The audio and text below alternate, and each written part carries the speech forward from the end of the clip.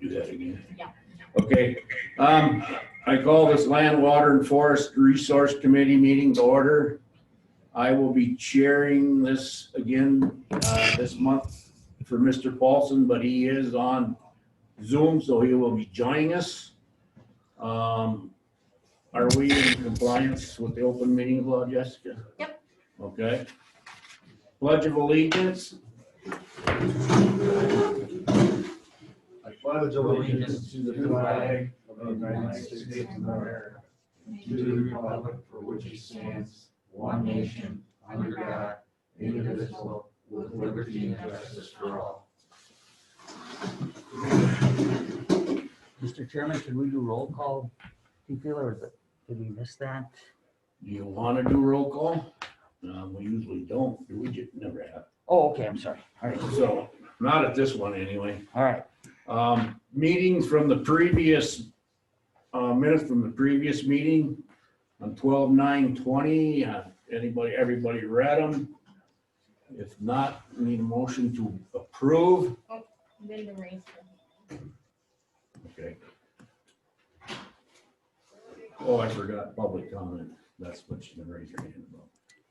All right, we're gonna back up. That's my fault. Public comment. Is there anybody out there that wants to speak on anything to this committee? She got her hand up yet? Yeah. Okay. Call on her. Linda, you can go ahead and talk. Okay, thank you very much. Good morning. I just wanted to back up to roll call. It would be helpful, especially as you continue to go in virtual mode, to have a roll call and understand who's in the room and then who's participating virtually, because those of us from the outside, we're not in the room, we don't know who's there. So if you could do roll call at all the meetings, that would be really helpful. Thank you. Okay, well, we'll turn that, discuss that with Mr. Paulson and the committee. We don't need to do it this time. We'll make sure it gets through on the agenda on the following one with Mr. Paulson's approval and then from this committee. Is that okay, Linda? John? Yeah. Okay, sorry, I had to unmute. Thank you for taking my comment. So did you hear what I said? Okay, all right. Any more on the public comment? If not, minutes from the previous meeting, need a motion to approve. I'll make a motion to approve the minutes from the previous meeting. I second that. Mark.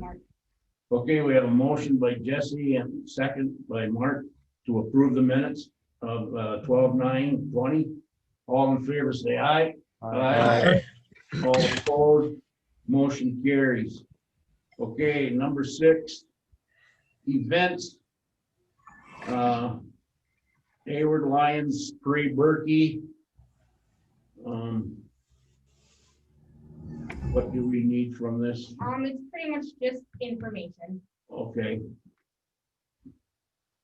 So just, and then you need an approval on it, or it says possible action. I mean, if you guys want to approve it, you certainly can. We've got everything we need with that insurance. We got all the insurance and stuff, okay. All right, we need a motion to approve the Hayward Lions pre-Berkey on February 13th, 2021. I'll make a motion to approve it. Okay, I'll second that. Okay, we have a motion by Mr. Paulson and a second by Mr. Helwig to approve the pre-Berkey on February 13th, 2021. All in favor, say aye. Discussion, Mr. Chairman. Aye. Yes, go ahead. Okay, are they gonna have some COVID restrictions with the pre-birth? Did they mention to you? I mean, They didn't like the mention, Berkey's doing with the. they didn't mention to me, but I'm guessing that they are. I would be too, but I just want to make them cognizant that we're aware of that and that's it. Yeah. Okay? Thank you, Mr. Chairman. You bet. Okay, all in favor, say aye. Aye. Aye. All opposed, motion carries. I oppose. You oppose? Okay. Still carries. Is there a reason why? There is, but since we went through the discussion pretty That's fast, what- I wasn't able to. discuss All right, okay, number 7, the new FSA representative, is here today. And Mr., how do you say your last name, Burkett? I'm Burchett. Burchett? Yes. Would you introduce him to us? So, Committee? my name is Justin Burchett. I'm the County Executive Director for Eau Claire, Chippewa, and now Russell Sawyer County as of the beginning of this year. And from Russell Sawyer County, we have Mr. Kevin Sheptick, who just joined the committee on the 5th. So he will be attending the meetings on behalf of the USDA Farm Service Agency to represent and take part in the meetings. Okay, all right, thank you. So, Mr. Chairman, Go ahead. so, Mr. Sheptick's appointment then will be, brought to the full county board's attention at our next county board meeting next week, Thursday. So as Right. approved, thank you, Bruce, and as he is approved, then he'll be a voting member and a standing member of this committee from there forward. Okay? Okay. Sawyer County Treasurer's Department, anybody here on that? Okay. Land Records and County Surveyor Department. Okay. Sawyer County Forestry Department. Greg, you not here? He is on. Virtual? Oh, okay. All right, Greg, you're up. Okay, you hear me? Yes. Okay, we have the, our 2021 County Forest Annual Work Plan and our 21 Annual Partnership Meeting Minutes. The work plan spells out our basic operations for the coming year. We need approval from the committee and county board approval of both the work plan and the meeting minutes to be eligible for the my administrator grant, which pays for half of my salary and benefits. Just has our basic operations for the year. I think you all had a chance to review it. If you have any questions about it, I'd be happy to answer them. I don't have any questions. Is he, Mr. Yep, I do. Greg, this is Tweed. Greg, Yep. what is our plan going forward with the closure of those 2 Verso mills? And how do we plan to maintain your revenue line in our budget with those 2 big mills being closed? Well, that's a good question. You know, currently we're getting a lot of our revenue stream from our aspen allowable cut. That's not going to last forever. You know, there's a lot of movement going on right now to hopefully get those mills opened up. But, you know, fortunately, we've got a pretty diverse product mix on the county forest right now that we're able to at least sustain ourselves for the time being. I've been in contact with a lot of different administrators. We've had a lot of meetings on this. And right now, everybody's just kind of in a holding pattern and in a wait and see what's going to come out of this. So basically, we're just trying to keep our contractors afloat, you know, keep our revenue stream going as best we can. But I really don't have an answer, you know, what's going to happen or what we're going to do. But other than, like I said, we've got a pretty diverse market right now that we put out. So hopefully that'll carry us through. And if all goes well, you know, at least that Rapids mill would hopefully get sold and reopened with a similar product. Okay. Any more questions, Mr. Paulson? Yes, Greg, what substantially has changed from the 2020 work plan? Anything? Really, there's not a big change. You know, our allowable cut stays fairly the same. Our projected sale revenue, we're still at 1.85 million. You know, we've been able to hit that consistently. And with the aspen markets the way they are, we're hopefully going to stay on target with that. Otherwise, I have new ATV rehab projects listed in there. Those change year to year. But other than that, there's no real big changes to what goes on. So.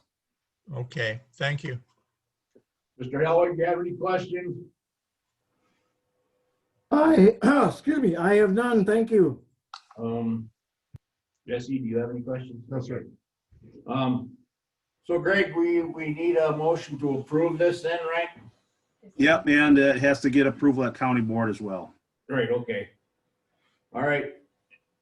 Can I get a motion to approve the annual work plan for, And the minutes. You need the minutes approved. oh, and the minutes, so we're approving it all, right? Okay, and approval of the meeting minutes? I'll make a motion to approve the work plan and the minutes and to send it on to the county board for approval. I'll second that. Okay, we have a motion by Mr. Paulson and a second by Mr. Betcher to send it on to the full county board. All in favor, say aye. Aye. All opposed, motion carries. 15-year plan, chapters 1,000 through 2,000 draft reviews. Anything on that, Greg? I don't have it this month. We're a little bit behind on that. I'm hoping to get all the revisions done on both these chapters and our rec plan. I was hoping to get it in for January, but I'm going to have to delay until February meeting for these. We just got tied up with our normal workload this last month with timber sales and some rec trail issues. So we'll have everything good to go for February. We're still on target with the state on both these plans. So. Okay, thank you. Okay, update on timber theft case? Yeah, I'm not sure who was, if Bruce, if you're on the committee at this point or not, but in 2012 and 2013, we had a significant timber theft investigation with a contractor. And this has just finally come to resolution in the past 2 months. We had a contractor that we suspected of timber theft. We had cameras out and we had some evidence of loads being removed without tickets. And in the course of this, this contractor moved to the state forest and we notified them of some of our concerns. They put out cameras as well and they caught this contractor stealing from them and they moved back to our forest. And in a nutshell, this turned into a pretty big investigation. And we ended up subpoenaing a couple of the local mills for haul tickets. And in researching our haul tickets and the loads into the mill, we found a lot of discrepancies. Basically what they were doing is they would haul in 4 or 5 loads off of county forest, and then they would list a load hauled in as from private. When we knew that all their equipment was either on Flambeau State Forest or was on Sawyer County Forests. So this turned into a big investigation with the state. The state kind of pushed it through with our information and finally got it to our DA, and they charged the contractor with timber theft. In the meantime, the contractor has passed away, but there's 4 of the truck drivers that were on the hook for this. And we have 3 of them have, we had 1 conviction and 2 of them, the case was dismissed with restitution, but we've received $13,800 in restitution payments from the 3 truckers involved with this case, and there's 1 case still pending. So we're pretty close to recouping what we thought was lost in theft between the restitution payments and the bond revocation on a couple of these sales that we're involved with. But it was a long process, and I didn't think anything was ever really going to come out of it financially, but it's finally came to some resolution here, so a positive thing for us. So what do you think? We're gonna get all of our funds back on this, or what's your opinion on that, Greg? It'll be pretty close. It'll be pretty close. We'll probably be a little bit short, but just the fact that we were able to prosecute on this, I think is a real positive, for our department, and just working with some of the law enforcement agencies with the state on this. It was a really good case. So whatever we can get out of it is a benefit. Okay, sure. All right, you guys have any questions for Greg on this? No. Mr. Paulson, do you? No, I don't. Thank you. You bet, Mr. Helwig? No, I'm good, thank you. All right, thanks. I guess, Mr. Chairman, I just appreciate all the legwork Greg has done in the Exactly. forestry department to I recover this. agree 100% with that. Yeah. Okay, number D, outdoor rec plan draft review, information only. Yeah, that's the same. I'm in the same boat with the 15-year plan chapters. Okay, So just need a couple weeks to patch everything up and put out a readable product here. okay. Thanks, Greg. All right, recreational trails report, motorized. Mr. Morotech, you're up. Thank you. As I've been reporting at the past meetings here, we had an extremely busy ATV season here. Actually possibly double the numbers here this year. COVID caused a lot of problems for a lot of people, but it might have benefited us in outdoors recreation here because a lot more people came to visit our great outdoors and enjoy the trails. Brought a lot of people to the area, a lot of money to the area. On the negative side though, with that much traffic out there, it did have an impact on our trail systems out there. Our trail systems got beat. I mean, we doubled the numbers out there. We doubled the impact out there. There's a lot more work that needs to be done on our ATV trails out there. We're seeing it right now with the snowmobile season out there. Guys are going out there grooming. We got dished out trails out there from the traffic going down the middle. A lot of rocks on the trails. We've got to put a lot of work into the trails here right now. On the positive side though, on that, with all that work needed, Sawyer County receives $120,000 a year for yearly maintenance on our ATV trails. Every year they get $120,000 to maintain our ATV trails. Along with that, we've got funding approval from the state for 6 ATV grants totaling $417,000. So all that money is going to go into our trails. A lot of it's on county property. We also have some of the Schwamigan and other pieces of property that just go beyond that. But so we've got over $500,000 scheduled to go in our trails this year. Plus, Chris has been working with Greg out there on new grants this year. So we're going to be applying for more money than that. So we've got a lot of money to go out there and fix the trails. Unfortunately, with all that work that needs to be done, we're a volunteer group. The Sawyer County Snowmobile Alliance and the clubs are volunteers out there. We're not able to keep up with all the work that's being done out there that needs to be done. Also, we don't have all the equipment. We need more dump trucks to haul. We need bulldozers, excavators, and stuff like that to kind of fix the trails up. So we're talking to Greg about it, about more contract work out. In the wintertime, we've got 13 pieces of snowmobile grooming equipment. We can keep up with the grooming and that. Guys in the wintertime usually have more time, for volunteering to go out and groom the trails. Summertime, it takes a little bit more heavier equipment. Sure. Plus, we don't have the volunteers. So just giving you after an update. I said right now we have a big complaint. There's rocks out there on the trail. We've pushed away a lot of the topsoil. The gravel's been gone. A lot of rocks on the trail. Anybody that wants to help us pick rocks off the trail, we're more than welcome. Because that's their big complaint. As a farmer, you know well how that works and such like that. Look at Mr. Shepherd. Yeah. We'll get a crew together. Yeah, yeah, it's a tedious task here, but it needs to be done. So, that on the snowmobile side of things, snowmobile report.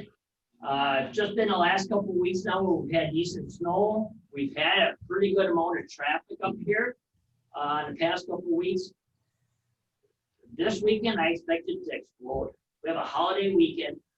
Michigan, their bars and restaurants are closed down, so there's not too many snowmobilers that want to go up there and eat their hamburger outside at a restaurant. They want to eat inside, especially if it's 20 below or so. So we've heard a lot of people saying they're not going to Michigan this year, they're coming up here. Looking at Travel Wisconsin, that gives the snowmobile trail reports. There's only like 8 counties in the northern part of the state that are open for snowmobiling. Most of the rest of the state does not have snowmobiling. So we expect a lot of traffic up here. If they have a good time up here now, hopefully they're going to continue coming back up here. So our groomers have been out in the northern part of the county, up in the Sealy Hills and the Schwamigan. North up here, we've got good snow conditions up here. The triple flowage, you've got some great snowmobiling out there on the triple flowage. The southern part of the county, we're hurting. There's not much snow down south. They groomed the Tuscobia, but it's not getting heavily groomed right now. The Flambeau is limited snow. So we need more snow, and hopefully it's coming in on Thursday. Yeah. Yeah, Go ahead, Mr. Chairman, yeah, Mr. Morotech, we do have some snow coming Thursday evening. I just read it on here. Yep. So that'll be a nice addition. What about the ice conditions on Lacoudere and some of the lakes? I had heard our emergency management person for the tribe mentioned that we're getting pretty thin on some lakes out there, and they were actually a little concerned. Yes, Bruce Wick was just out there the other day. He's got a real good video. We put on the Lions Facebook page. We put on what lakes are staked. We have 20 lakes in the county that we stake in that. The Lacoudere is probably, and I don't know if you've got an update on that right now. I know on Monday there was only 4 inches of ice and it was not staked. So there's a lot of people complaining about it. Why isn't it staked? Bruce Wick put a very good video on there explaining that we're concerned on safety. We're not going to stake it until it is safe on the Lacoudere. But otherwise, all the rest of the lakes, to my knowledge, are staked. This year we did something a little bit different. We took part of Lake Hayward off the map.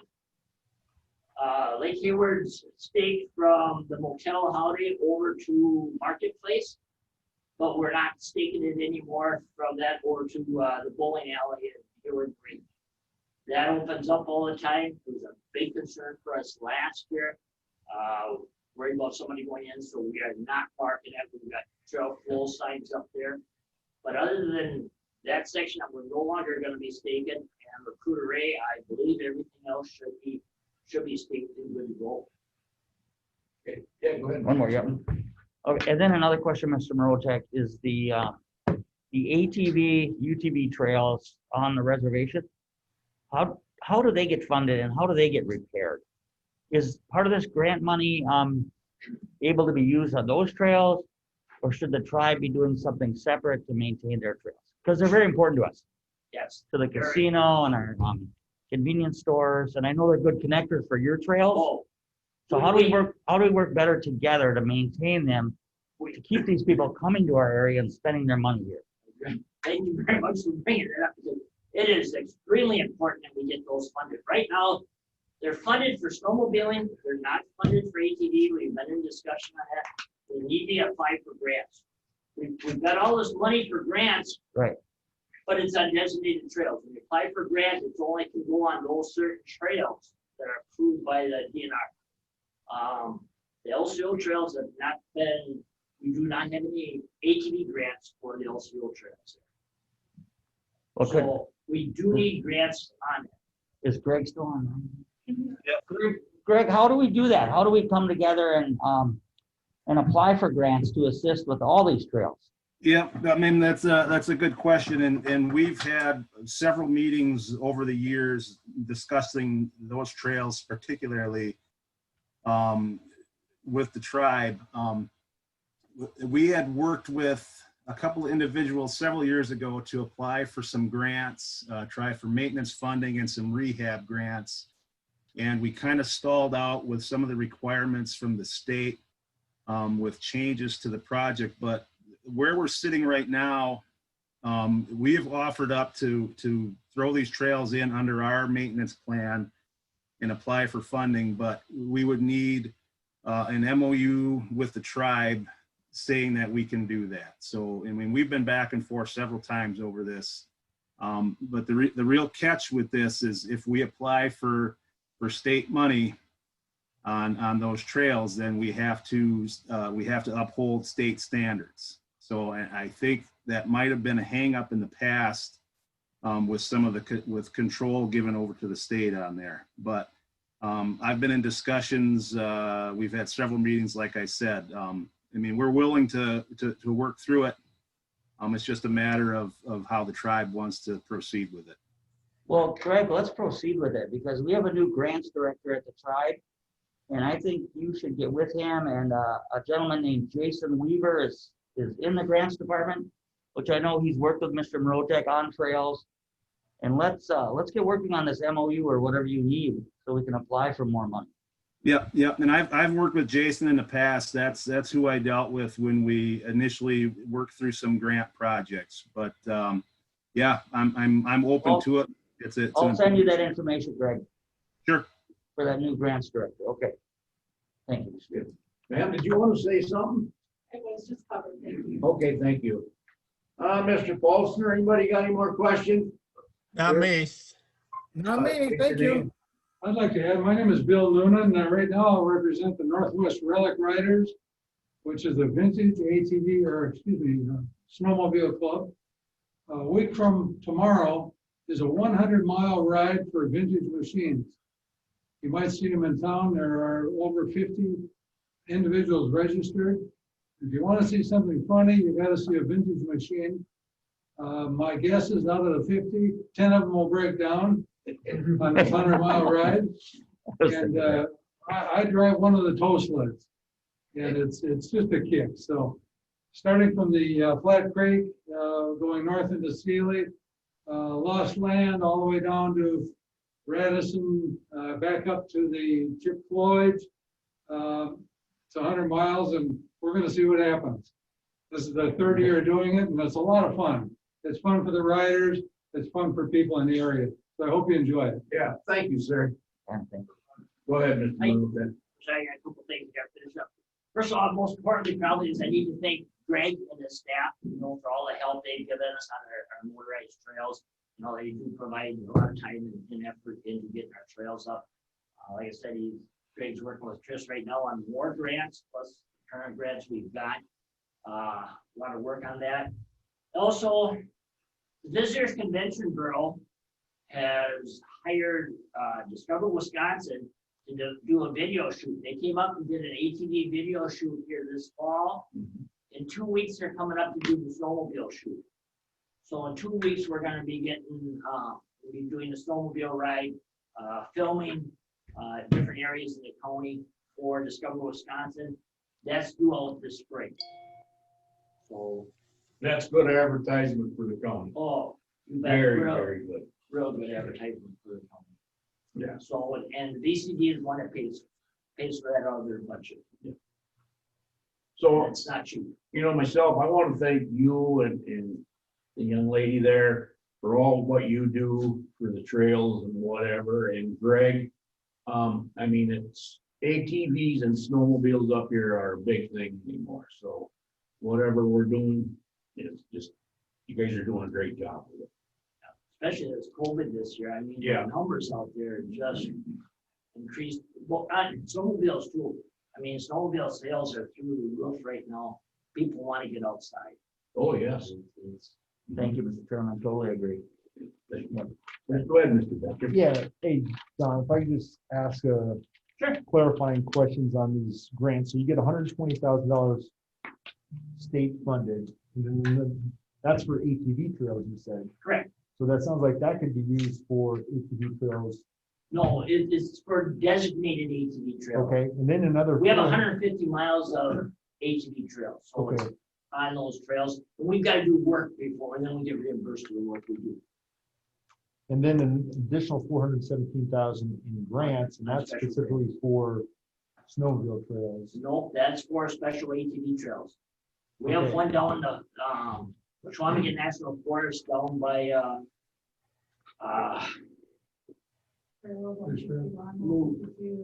Moose Lake and such like that. Yeah. That's $230,000 grant for just that project alone. Okay, So so when you're talking about the volunteers, that's for all the other trails that you don't have specified in the grant money. no, our volunteers are out there actually blading the trails, and that So right now with all the traffic we're getting, just blading the trail is not, we're not keeping up. Also, we were doing brushing, guys out there with hand saws, chainsaws and that. This year we did more, we contracted more of our brushing out because we just, with the volume out there, the stuff that's needed of volunteers, we don't have enough people to do all that. I guess what I'm getting at is who determines what, that's $537,000. So who determines how that money is specifically spent? Because you're like, we need money to pay for contractors and dump trucks and gravel and whatever else. So you have $537,000. Who is it? You who determines what that money is actually spent on? I know they need to. I understand it need to be for a specific trail system, but who says we're going to spend this much on this item, this dump truck, this whatever? Who determines that? On our funded trails, we get $800 a mile. So in our alliance, we have a committee that works on what trails. So $800 a mile each year you get for certain segments of trail out there. The $400,000, that's designated certain trails. We have no say in that. That's got to go to specific trails those are special grants that were applied for special trails. Out of the 150 miles of trail, the Alliance can move that around. We work with Greg on that. You know, he's got special projects in that, but we decide where it goes. So you have a committee that determines that. It's not just one guy in the back room. All right. Thank you. Thanks, Tom. Thank you. Any more questions for Mr. Marontek? Thanks. I'm good, thank you. Okay. Thanks. County Forestry Report. Greg, you're up again. Yep. Okay, for the month of December, we had 12 sales listed as active. We had a fair amount of activity. As I said before, mostly in our Aspen products, our Aspen sales. Sale value on file uncut right now is just about 3.8 million. Our sale revenue for December came in at $336,201. So our year to date for timber sale revenue was just over 2.2 million. So our budgeted amount was 1.85. So we've exceeded that margin by quite a bit.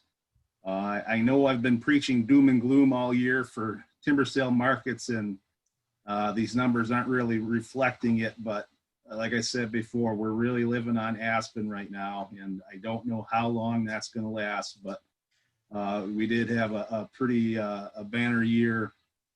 We marketed a lot of sales to adjust to the market conditions, and I think it really paid off. So we do have $92,000 billed out right now, and I believe we have a cutoff of January 15th for revenue going back to 2021. So we'll probably have a little bit of that money captured for 2021 or for 2020. So everything worked out pretty well for us. So sale inspections are on target for the level of activity. Tract establishment, we're on target there. Same with we're a little bit short on recon, but that's not a huge deal right now. I also got the Good Neighbor Authority information. We're still working through those contracts. Other than that, I don't have much else to report that we haven't touched on. Other than some maintenance at Hatchery Park. We did have 4 problem trees removed around the pavilion. So if anybody gets any calls or comments on that, it looks a little bit different, but we did have 4 very large spruce trees overhanging the pavilion. 2 of them were outright dead. The 3rd was dying, and the 4th one was leaning over. So we went ahead and had a tree service in to remove those for us. We still have to clean up, get everything bucked up and removed, but it was a bit of a safety risk. So we went ahead and had that done. Other than that, I don't have anything else to report. Okay, thanks, Greg. Mr. Paulson, Mr. Helwig, do you guys have any questions? No, I don't have any questions. Good job, Greg, on marketing your product, shifting your market a bit to take advantage of some prices. Thank you. Yep, I have nothing. Thanks again, Greg. Doing a great job. Okay, thank you, Greg. The DNR Forestry Report. Nobody here from the DNR? Pat's everyone. Oh, okay. Go ahead, Pat. Morning, everyone. Hopefully you can hear me okay. We had a last minute shift, kind of covering for Roy Zubrod, who couldn't be here today. And just a couple of quick things to report.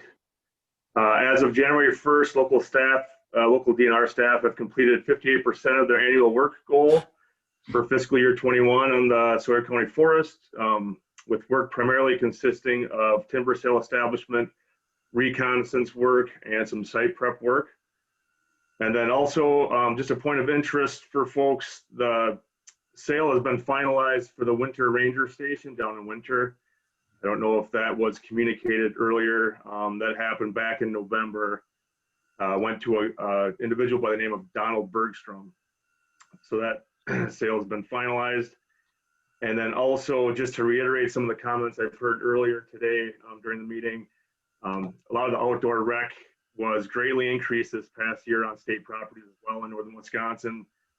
Camping, trail use, river use in the Flammable River State Forest. We just saw a dramatic increase in a lot of our northern Wisconsin state parks and state forests. So just something to just continue to be aware of. Hopefully that trend continues, but we'll see what the next year brings us. Okay. And that's all I've got. I got a question for you. On that sale of the ranger station, is that the new one or the old one? No, that was the old ranger station. Oh, okay. All right, thanks. Yep, the new one is still in business there.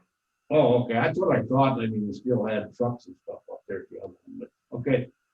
Anybody have any questions? Okay. Thank you. Thank you. Okay.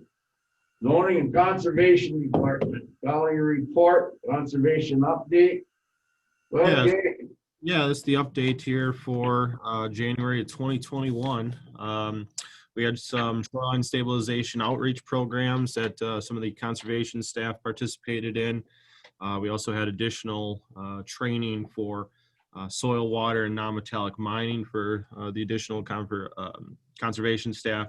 We're going through some dam file organization, kind of getting more organization to our existing files that the county owns and operates those dams, working on the emergency action plan and inspection, operation, and maintenance plan for Tiger Cat, working on those revisions, and finally closing that completely out after we had redone the dam here back in 2019. A couple on-site inspections, during the winter months, obviously those on-site inspections kind of slowed down a little bit. So just a couple on-site inspections for other staff as far as Tim and Kelly are concerned. Finalizing other year-end bills and working specifically with the town of Winter and finalizing one of those year-end bills. Have some continuation of other surveying engineer work for other dam hazard ratings. We're getting closer and actually got plans submitted for the Upper Bruni River Dam replacement that we're looking at doing towards the end of this year and into 2022. That you'll be seeing coming to this committee here in the next few months for approval to send out for bids on that. Also looking at other cost share extensions because of COVID and because of contractors being busy with other projects. We've had to extend some of these other, I guess, not as immediate projects that needed to be extended. So also finalizing our staffing grant reimbursement grant through DADCAP. That basically is what pays Tim's salary, Kelly's salary, and I believe even a quarter of my salary. The speaking contest and poster contest for land, water, environmental awareness, I believe those are due here at the end of the week. So Kelly's been working with our local schools and getting the word out to those teachers and having those students provide either as part of that poster contest or those that would want to speak on those specific topics. And if any of you have ever been at those local county levels for that, it is a wonderful program that kind of helps educate those students and those young people in the community about conservation awareness. So working on some additional septic permit history and errors within the database still. That seems to be an ongoing process, which we're hopefully coming to a finalization and being complete on. And then just other year-end permits, specifically for the zoning department. Soil tests, we were up, almost 60 soil tests more in 2020 than we've seen in 2019. Similarly with sanitary permits, up over 40 additional sanitary permits, and then just 8 less there on land use permits. When you look at the sanitary and the soil test trends, I mean, generally you'll see soil tests being completed or a property owner taking out a sanitary permit in a position to then take out a land use permit for a new dwelling. So, seeing that those upticks are already occurring in 2020, I don't see any slowing down here in 2021 for new dwellings, new development in the area. So that is what I have to report. Thanks, Jay. Anybody have any questions for Jay? No, good report. Mr. Elwick? No, I'm good, thank you. Okay, next is the USDA report. Sure, I'll deliver this today, but Kevin will take over this in the future here. Okay. As I mentioned, I just started in Russ Sawyer on the 4th, so currently I'm the acting CD, but I should be taking over full time here. I imagine by the end of the week, they'll have me sworn in at the state level there. A few programs that are going on. We've got the agricultural risk coverage and price loss coverage program available for agricultural producers to enroll in, and that basically provides producers some support due to fluctuations in the market that might result in otherwise reduced income. That sign up is going on through March 15th. UW Extension put out their recommendations, so anybody interested can look at those recommendations. Quality loss assistance program started on January 6th. Enrollment goes through March 5th. That program provides assistance to agricultural producers that suffered crop quality losses due to natural disasters in 2018 and 19. Biggest things in our area is going to probably be the excess moisture that we had those years. The Conservation Reserve Program started a general enrollment on January 4th, which runs through February 12th. There's also another a CRP grassland sign up. This will start March 15th and go through April 23rd. Those are competitive programs. They offer annual rental payments to agricultural producers that are interested in implementing conservation practices on their land. There is eligibility and cropping history requirements that apply, so we got to look at them on a case-by-case basis. So anyone interested, I would recommend calling our offices. The recently signed coronavirus relief bill had about $13 billion in agriculture or for agriculture. That's expected to be administered by the Farm Service Agency. We haven't received any details on how that's going to go out yet, but we did have 2 earlier coronavirus food assistance programs take place earlier this year that put out millions of dollars in the local economy in this area. And I can actually get you more information on that for the next meeting as far as exact amounts that went out. Okay. Also, we have January 15th is the deadline for producers to report apples, aronia, asparagus, blueberries, cane berries, cherries, cranberries, currants, grapes, hops, pears, strawberries, and veg. And then February 1st is the deadline for producers to report any maple sap they might have if they wish to participate with us. And that is what I have for today. Thank you. Any questions for the USDA report, Mr. Schulman? All right, sir. Justin, what was the first thing you mentioned about crops and agricultural relief?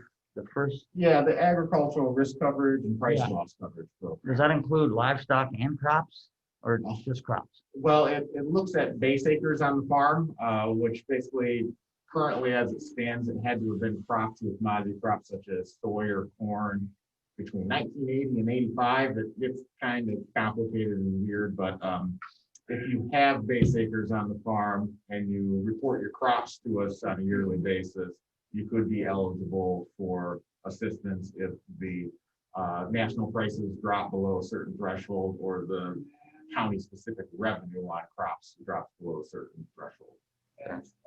Because you did have a program earlier that talked about livestock sales, and if you were affected by lower prices due to COVID, Right, that would be the coronavirus food assistance Did you program. spend all that money? So the sign up for the second round of that ended on December 11th. Based on that 13 billion that I mentioned recently being passed, I wouldn't be surprised to see another round of that come about. I just don't know the exact details of how that's going to look and function. Gotcha. Thank you. Thank you. Any more questions? No, thank you. No? Okay, LCO report. Yeah, I can give a little report. Go ahead, Mr. Schuman. I was just visiting with Mr. Burchett before the meeting started regarding the tribe's hemp plan, hemp code that we submitted to the USDA and that was approved early last winter. I'm thinking October, November. And so we're moving forward with our hemp production on the reservation, and we've got a plot, some land set aside, did the soil test, checked the pH, added some limes. So we recently received a research grant from UW-Madison to grow hemp on this plotted land we have. They're gonna, UW-Madison's gonna get all the research data and we're gonna get the actual product. So the tribe is moving forward with that and we're looking at CBD plants and product at the end that I think will, now with our new code in place, we'll move forward with that. That's what I ever did before. Thank you, Mr. Schuman. Yep. Okay. Any questions on that, anybody? No? No. Okay. Other topics for discussion. I have something. This is towards Mr. Paulson. Yeah? On what Ms. Zilmer said on roll call. Yeah? I'm just gonna turn that over to you and I believe the committee has to okay that though, right? Or can you just put that in place? I got a hunch I could just put it in place, and I think it's a good suggestion.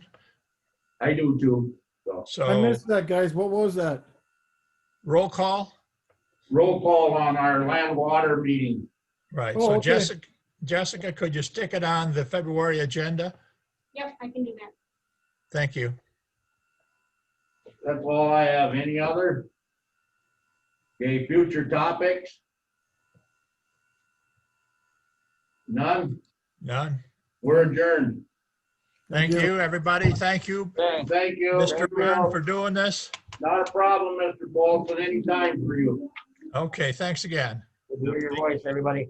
So, I thought I had something for you, but I actually don't. That's something I had to do. So I'm gonna go down to